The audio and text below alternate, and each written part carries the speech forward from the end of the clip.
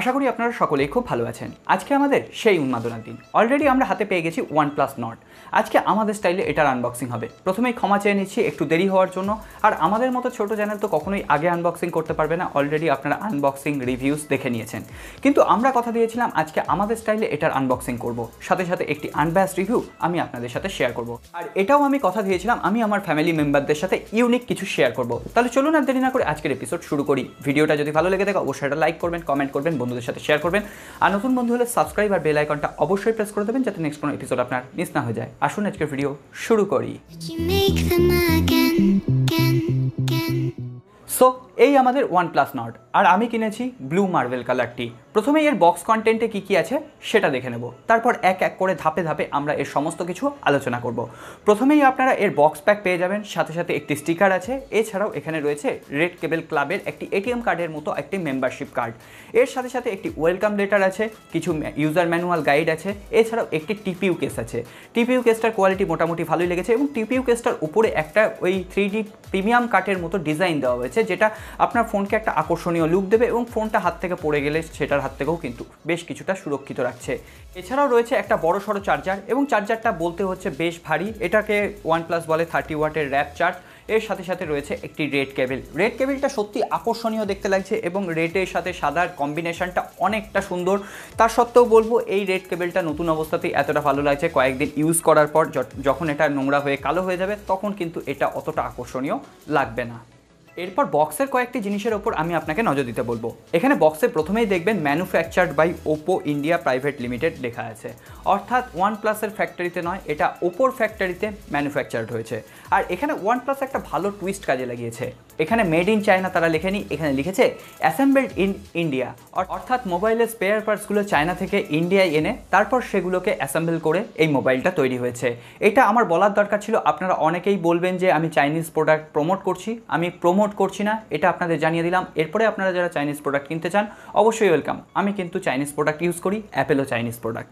এর সাথে সাথে আরেকটা জিনিস আপনাদের দেখাতে বলবো, সার ভ্যালু 1.08 কেজি হেডের জন্য এবং 0.78 কেজি হচ্ছে বডির জন্য। এটা কিন্তু উইদিন লিমিট আছে, এখানে কোনো রকম প্রবলেম নেই। এরপরে আমরা ফোনটির ওভারভিউ দেখে নেব। এখানে প্রথমেই বলি এটা একটা প্রিমিয়াম লুকস এবং প্রিমিয়াম ফিল দুটোই দেবে। এছাড়াও এই ফোনটির ওয়েট ডিস্ট্রিবিউশন খুবই ভালো লেগেছে, এক হাতে ইউজ করার জন্য কিন্তু খুবই ভালো। আমরা কিছুদিন আগে একটা পোকোর ফোন পোকো M2 Pro এর আনবক্সিং করেছিলাম, সেটা 6.67 ইঞ্চি ফুল HD+ ডিসপ্লে ছিল এবং সেই ফোনটা আমার হাতে কিন্তু বেশ বড় সড়ো লাগছিল। এই ফোনটা কিন্তু বেশ হ্যান্ডি এবং বেশ কম্প্যাক্ট, অর্থাৎ এক হাতে ইউজ করতে চাইলেও আপনারা করতে পারেন। এছাড়াও এই ফোনটির সামনে এবং পেছনের দিকে দেওয়া হয়েছে কর্নিং গরিলা গ্লাস 5 এর প্রোটেকশন, এটা আপনারা সকলেই জানেন। এর সাথে সাথে এর যে ফ্রেমটা দেওয়া হয়েছে সেটা হয়েছে পলিকার্বনেট দেওয়া হয়েছে বলে এর হ্যান্ড ফিলিং যে খারাপ হয়ে গেছে এটা নয়, একদম ঠিকঠাকই আছে, সে ব্যাপারে কোনো রকম সন্দেহ নেই।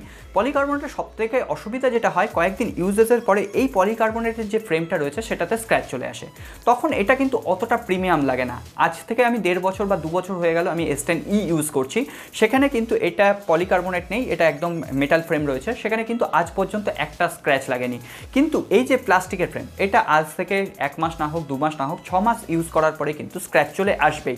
সুতরাং অবশ্যই আপনাকে কেস লাগিয়ে ইউজ করতে হবে। আর এছাড়াও আরেকটা জিনিস আমার খারাপ লেগেছে, এখানে আমরা যেমন শাওমি বা রিয়েলমির ফোনগুলোতে দেখি ক্যামেরা বাম্প, স্যামসাং কিন্তু এক্ষেত্রে খুব ভালো কাজ করে, ক্যামেরা বাম্প কিন্তু তারা হাইড করতে পেরেছে। OnePlus-এর এই ফোনটাকেও যদি আপনি ভালোভাবে দেখেন তাহলে কিন্তু ক্যামেরা বাম্পটা আপনারা লক্ষ্য করবেন, যেটা হয়তো আপনি স্ক্রিন না লাগিয়ে অর্থাৎ ব্যাক কভার না লাগিয়ে যদি আপনি ফোনটা ইউজ করতে চান, ক্যামেরাতে স্ক্র্যাচ আসার সম্ভাবনা কিন্তু সব থেকে বেশি। এছাড়াও এখানে ডুয়েল ফ্ল্যাশ দেওয়া হয়েছে। ক্যামেরা স্পেসিফিকেশন নিয়ে এবং ক্যামেরা কোয়ালিটি নিয়ে একটু পরে কথা বলছি, তার আগে বলে দিই এখানে ফোনটির বাঁ দিকে দেওয়া হয়েছে ভলিউম লকার কি, যেটা আমার মনে হয়েছে আরেকটু উঁচুতে দিলে ভালো হতো। হ্যাঁ, এটা আমি প্রবলেম বলছি না, এটা আপনি ইউজ করতে করতে অভ্যস্ত হয়ে যাবেন, তখন কিন্তু আর আপনার অসুবিধা হবে না। এছাড়াও আপনি ফোনটির ডান দিকে পেয়ে যাবেন এর পাওয়ার অন অফ সুইচ। এর সাথে সাথে একটু ওপরের দিকে আপনি একটা স্লাইডার বাটন পেয়ে যাবেন, যেটা আপনি ওপরের দিকে তুললে ভাইব্রেট হবে, আর একটু ওপরের দিকে তুললে সাইলেন্ট হবে। এটা কিন্তু সমস্ত প্রিমিয়াম ফ্ল্যাগশিপ লেভেলের ফোনেই আপনারা দেখতে পাবেন। স্যামসাংয়ে আছে, এছাড়াও স্যামসাংয়ের সমস্ত মডেলে নেই, কিছু কিছু মডেলে আছে, এছাড়াও অ্যাপেলের মডেলে আছে এবং অ্যাপেল থেকে কপি করাই বলতে পারেন। এরপরে যদি আমরা ফোনটা নিচের দিকে দেখি তাহলে এখানে একটি স্পিকার গ্রিল আছে, USB Type-C পোর্ট আছে এবং একটি সিম ট্রে আছে। এখানে কিন্তু কোনো রকম 3.5mm হেডফোন জ্যাক নেই। হ্যাঁ, আমি এখানে কিন্তু কনভার্টার লাগিয়ে চেক চেক করেছি সাউন্ড কোয়ালিটি নিয়ে একটু পরে কথা বলছি। আর আপনি যদি ফোনটার উপরের দিকে দেখেন এখানে কিন্তু একটি সেকেন্ডারি নয়েজ ক্যান্সেলেশন একটি মাইক পেয়ে যাবেন।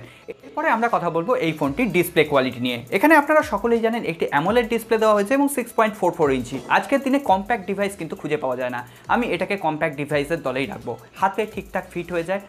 সুতরাং আপনি যদি একটা কম্প্যাক্ট ডিভাইস খোঁজেন এই ফোনটা কিন্তু আপনার পছন্দ হবেই। এরপরে আসে ডিসপ্লে কোয়ালিটি। তার আগে বলে দিই এখানে কিন্তু অলরেডি একটা প্রি অ্যাপ্লাইড স্ক্রিন গার্ড দেওয়া হয়েছে, যেটা মোটামুটি ভালোভাবেই লাগানো হয়েছে। এরপরে যদি আমরা স্ক্রিন কোয়ালিটি নিয়ে কথা বলি তাহলে এখানে দেওয়া হচ্ছে 6.44 inch full HD plus full view super AMOLED display এবং মোটামুটি ডিসপ্লে কোয়ালিটি এখানে ভালো বলবো, এখানে তো খারাপ বলার কোনো জায়গায় নেই। এখানে কালোকে কালো দেখায়, স্যাচুরেশন লেভেল, ব্রাইটনেস লেভেল একদম ঠিকঠাক রয়েছে, সে ব্যাপারে কোনো রকম সন্দেহ নেই।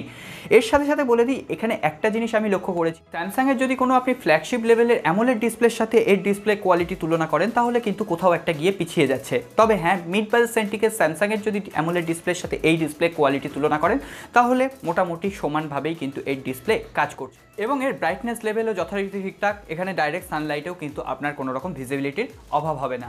আর হ্যাঁ, যেটা নিয়ে বিতর্ক চলছে গ্রিন টিন্ট ইস্যু OnePlus Nord-এর ডিসপ্লেতে, আমিও ফেস করেছি এবং সেটার লাইভ প্রুফ কালকে সকালে আমি কিন্তু পোস্ট করব। আজকে এই ভিডিওতে দেখালে সেটা অনেকটা বড় হয়ে যাবে, ওটা একটা লং প্রসেস।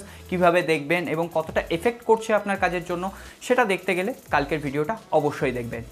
এর সাথে সাথে আমি আরও একটা ব্যাপারে আপনাদের দৃষ্টি আকর্ষণ করতে চাইবো। এখানে যেহেতু ডুয়েল পাঞ্চহোল ডিসপ্লে রয়েছে এবং পাঞ্চহোলের জায়গাটা যথেষ্ট বড়, সুতরাং আপনি যখন অ্যামাজন প্রাইম অথবা নেটফ্লিক্সে ফুল স্ক্রিনে এখানে ভিডিও ভিউইং করবেন তখন কিন্তু সেখানে একটা বড় হোল আপনি দেখতে পাবেন, যেটা আমার মনে হয়েছে মাল্টিমিডিয়া এক্সপিরিয়েন্স কোথাও একটা গিয়ে ধাক্কা খায়।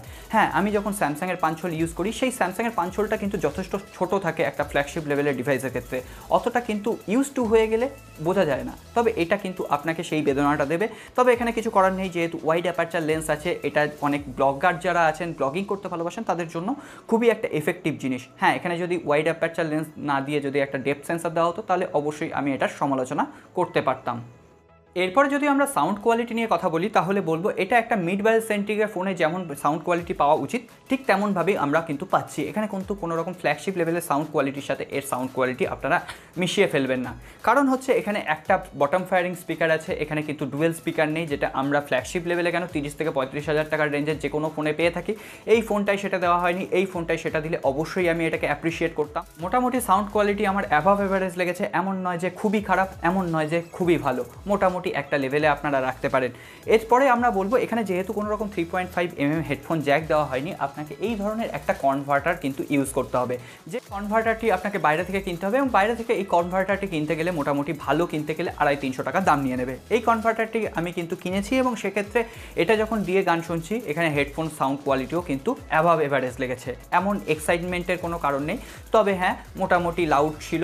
এক্ষেত্রে একটা জিনিস আমি বলে দিই, এখানে যখন আমি হেডফোনের সাউন্ড কোয়ালিটি চেক করতে গেছিলাম তখন একটা জায়গায় আমি প্রবলেম খুঁজে পেয়েছিলাম, সাউন্ডটা ঠিকঠাক আসছিল না। তারপরে একটু সেটিংসে গিয়ে যেতেই আমরা একটা ডিরেক্ট অডিও টিউনার অপশান পাই এবং সেখান থেকে এটাকে অফ করে দিলেই কিন্তু আপনার সাউন্ড কোয়ালিটি ঠিকঠাক হয়ে যাবে। এটা কিন্তু ডায়নামিকে থাকবে, ডায়নামিকে কিন্তু হেডফোন সাউন্ড কোয়ালিটি অতটা ভালো নয়। তবে ব্লুটুথ হেডফোন আপনার যদি একদম একটা প্রিমিয়াম লেভেলের ব্লুটুথ হেডফোন হয় তাহলে কিন্তু এই ডায়নামিকের সুবিধাটা আপনারা বুঝতে পারবেন, না হলে কোনো রকম তফাৎ পাবেন না, উল্টে সাউন্ড কোয়ালিটি আপনারা খারাপ শুনবেন। এরপর আসুন সাউন্ড কোয়ালিটিটা একটু চেক করে নিই। সাউন্ড কোয়ালিটির একদম ডাইরেক্ট অনুভূতি আপনাদের দেওয়া সম্ভব নয়, কারণ এটা স্পিকারে রেকর্ড হবে, তারপরে আপনারা শুনতে পারবেন। তো যেটুকু পারবো সেটুকুই শোনাবো।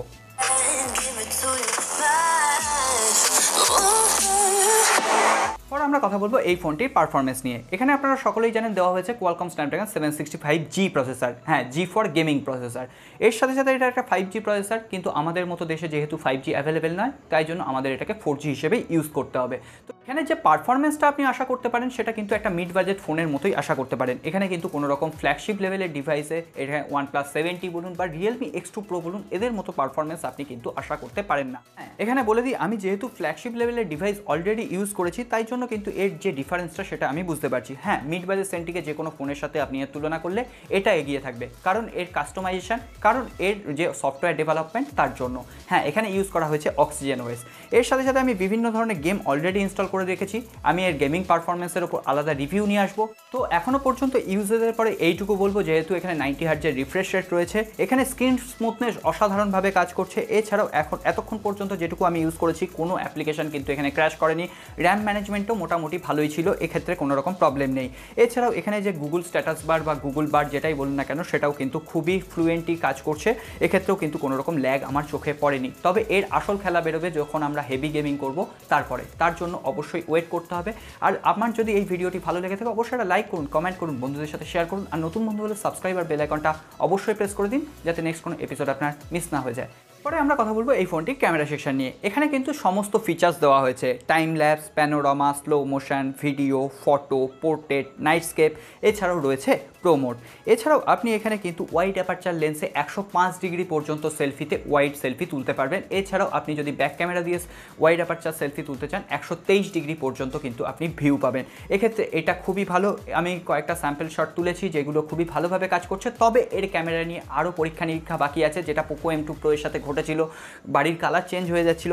সেটা এই ডিভাইসের সাথে ঘটে কিনা সেটা আমরা দেখব, তবে তার জন্য আরেকটু সময় দিতে হবে। এত তাড়াহুড়ো করে কোনো একটা জিনিস না বুঝেই আপনাদের সাথে শেয়ার করে দেওয়া আপনাদের সাথে অন্যায় করা হবে, সেটা আমার দ্বারা হবে না। তাতে আমার ভিডিও একটু লেটে এলেও আমি কিন্তু তাই করব। এর সাথে সাথে বলে দিই, এর ক্যামেরা সেকশনে একটা জিনিস কিন্তু আমি লক্ষ্য করেছি, এর ব্যাক ক্যামেরা দিয়ে আপনি 4K 30 FPS পর্যন্ত শ্যুট করতে পারবেন, কিন্তু ফ্রন্ট ক্যামেরা দিয়ে আপনি 4K 60 FPS পর্যন্ত শ্যুট করতে পারবেন। এটা মনে হয় কোনো হার্ডওয়্যার ক্যাপাবিলিটির জন্য। আদৌ ভবিষ্যতে আপডেটের পরে 4K 60 FPS আসবে কিনা সেটা আমাদের জানা নেই। তবে এটা নিয়ে খুব একটা চিন্তা করে লাভ নেই, আমরা অনেকেই 4K ভিডিও শ্যুট করি না। HD+ অর্থাৎ 180p কিন্তু আমাদের জন্য এনাফ। এটা আমার ইনিশিয়াল ইমপ্রেশন। এরপরে অবশ্যই ক্যামেরা সম্পর্কে আলাদা একটা রিভিউ আসবে। এরপরে আমরা এর সিকিউরিটি সেকশনটা চেক করব। প্রথমে ফেস আনলক, তারপরে ফিঙ্গারপ্রিন্ট। এখানে ফেস আনলক দেখুন, আনলক আছে। এখানে দেখুন আমি আপনাদের দিকে তাকিয়ে আছি, এটা কিন্তু ওপেন হয়ে গেছে। আরেকবার দেখাই, এখানে দেখুন ওপেন হয়ে গেছে। এটা দেখুন, এই যে ফেস আনলক, এটা আমরা মিড বাজেট সেন্ট্রিক ফোনগুলোতেও দেখছি ফেস আনলক সিকিউর নয়। ফেস আনলক একটা দেখানোর জন্যই ঠিক আছে, এটা যে আপনি সিকিউরিটি সেকশন হিসেবে ইউজ করবেন সেটা কিন্তু পারবেন না। আবার অনেকেই হয়তো বলবেন ফেস আনলক ঠিকঠাকভাবে কাজ করছে। এক্ষেত্রে আপনি বলে দিই, এখানে দেখুন আমি আপনার দিকে তাকিয়ে আছি, এখানে দেখুন খুলে গেছে। এ দেখুন লক, এ দেখুন খুলে গেছে। তার মানে বুঝতে পারছেন ফেস আনলক কিন্তু এখানে তেমন সিকিউর নয়। এরপরে যদি আমরা ফিঙ্গারপ্রিন্ট সেন্সারটা দেখি, দেখুন খুলে গেল। এখানে ফিঙ্গারপ্রিন্ট সেন্সার কিন্তু 1 সেকেন্ডের ডিলে করছে, যেটা ইন ডিসপ্লে ফিঙ্গারপ্রিন্ট স্ক্যানারের ক্ষেত্রে হবেই। ফিজিক্যাল ফিঙ্গারপ্রিন্ট স্ক্যানারের মতো কিন্তু অত ফাস্ট হবে না। তো বন্ধুরা, আজ আনবক্সিং পর্বে এইটুকুই। এরপরে অবশ্যই পার্টিকুলার প্রত্যেকটা সেকশনে আলাদা আলাদা ভিডিও আসবে, তার জন্য একটু ওয়েট করতে হবে। আর সাথে সাথে আপনারা OnePlus Nordেও বেশ কিছু ব্লোটওয়্যার দেখতে পাবেন। এখানে দেখুন নেটফ্লিক্স রয়েছে, যেটাকে কিন্তু আপনি আনইনস্টল করতে পারবেন না। আমি মানলাম আপনি নেটফ্লিক্স ইউজ করেন না, সেটাকে কিন্তু আপনি আনইনস্টল করতে পারবেন না। এছাড়াও OnePlus Nordের কিছু কমিউনিটি আছে, সেগুলোকেও আপনি আনইনস্টল করতে পারবেন না। তবে অ্যামাজন প্রাইমও কিন্তু এখানে ইনবিল্ড দেওয়া হয়েছিল, যেগুলো আপনি আনইনস্টল করতে পারবেন। আর একটা কথা বলে দিই, এখানে কিন্তু লেটেস্ট আপডেট একটা এসেছিল 151 MB, সেটা কিন্তু আমি করে নিয়েছি। তারপরেও কিন্তু এই গ্রিন টিন্ট অপশান বা গ্রিন টিন্ট ইস্যু সেটা আমি ফেস করেছি। তো বন্ধুরা, এরপরে আরও ভিডিও আসবে, আজকে আর কথা বাড়াচ্ছি না। ভিডিওটি যদি ভালো লেগে থাকে অবশ্যই একটা লাইক করুন। আপনাদের একটা লাইক আমাদের মনের বল বাড়ায়, এইভাবে সত্যি কথাগুলো বলতে আমাদের সাহায্য করে। আর নতুন বন্ধু হলে সাবস্ক্রাইব আর বেল আইকনটা অবশ্যই প্রেস করে দিন, যাতে নেক্সট কোনো এপিসোড আপনার মিস না হয়ে যায়। দেখা হবে আগামী পর্বে। খুব ভালো থাকবেন।